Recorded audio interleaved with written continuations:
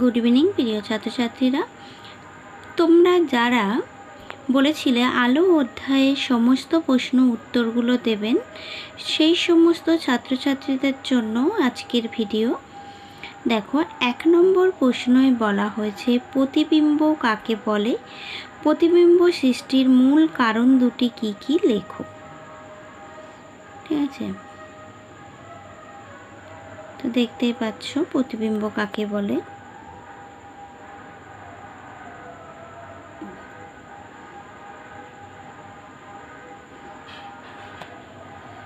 ঠিক তার পরের প্রশ্নটা, প্রতিবিম্বের প্রকারভেদগুলি লেখো, উদাহরণসহ উল্লেখ করো।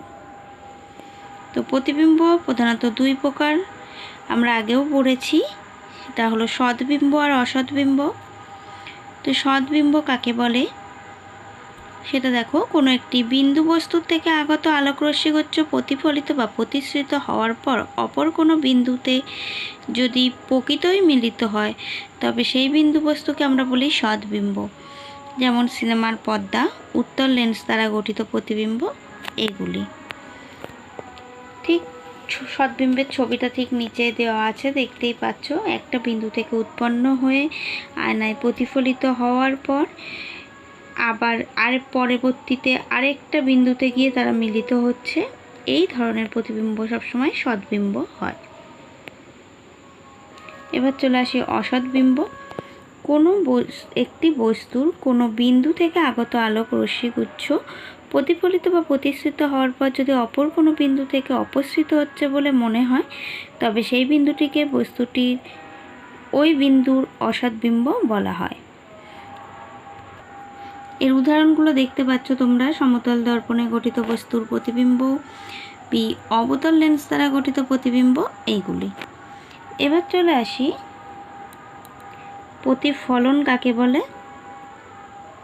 কোনো সমসত্ব স্বচ্ছ মাধ্যমের মধ্য দিয়ে যেতে যেতে আলোকরশ্মি অন্য কোনো মাধ্যমের বিভেদ তলে যদি আপতিত হয় এবং আলোকরশ্মির কিছু অংশ যদি দ্বিতীয় মাধ্যমের তল থেকে দিক পরিবর্তন করে আবার প্রথম মাধ্যমে ফিরে আসে তাকে আলোর প্রতিফলন বলে। এবার প্রতিফলনের সূত্রগুলো কি কি দেখে নাও। 1. আপতিত রশ্মি, প্রতিফলিত রশ্মি ও প্রতিফলকের উপর অঙ্কিত অবিলম্ব একই সমতলে থাকে। 2 নম্বর, আপাতন কোণ ও প্রতিফলন কোণের মান সর্বদা সমান হয়। আর এই দ্বিতীয় যে সূত্রটি, এই সূত্রটি গ্রিক জ্যোতির্বিজ্ঞানী টলেমির দ্বারা আবিষ্কৃত হওয়া, এই সূত্রটিকে টলেমির সূত্র বলে। প্রতিফলনের উপর টলেমির সূত্র। ঠিক আছে,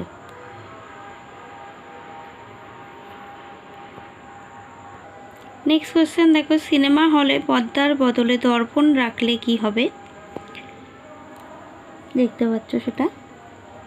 সিনেমা হলে পর্দার বদলে যদি দর্পণ রাখা হয় তাহলে নিয়মিত প্রতিফলনের জন্য রশ্মিগুলো হলের একটা নির্দিষ্ট দিকের দর্শকদের চোখে গিয়ে পড়বে, ফলে সেই স্থানের দর্শকরাই ছবি দেখতে পাবে এবং অতিরিক্ত আলোর জন্য তাদের চোখটা ধাঁধিয়ে যাবে, কিন্তু হলের অন্যান্য প্রান্ত থেকে দর্শকরা কোনো ছবি দেখতে পাবে না। এটা একটা প্রশ্ন গেল। এরপর আরেকটা প্রশ্ন হলো, সিনেমার পর্দা সাদা ও অমসৃণ করা হয় কেন। তো সাদা পর্দা আলোর সমস্ত অংশই প্রতিফলিত করে, কোনো অংশ শোষণ করে নেয় না, ফলে ছবির রঙের কোনো পরিবর্তন ঘটে না, তাই পর্দার উপর ছবিটি খুব উজ্জ্বল দেখায়। আর পর্দাকে অমসৃণ করা হয় কেন না, পর্দা অমসৃণ হলে আলোর বিক্ষিপ্ত প্রতিফলন ঘটে, ফলে প্রতিফলিত রশ্মিগুলো সিনেমা হলের চারিদিকে ছড়িয়ে পড়ে ও প্রতিটি দর্শকের চোখে পৌঁছায়, তাই দর্শক হলের যে কোনো জায়গা থেকেই ছবি সমান উজ্জ্বল দেখবে।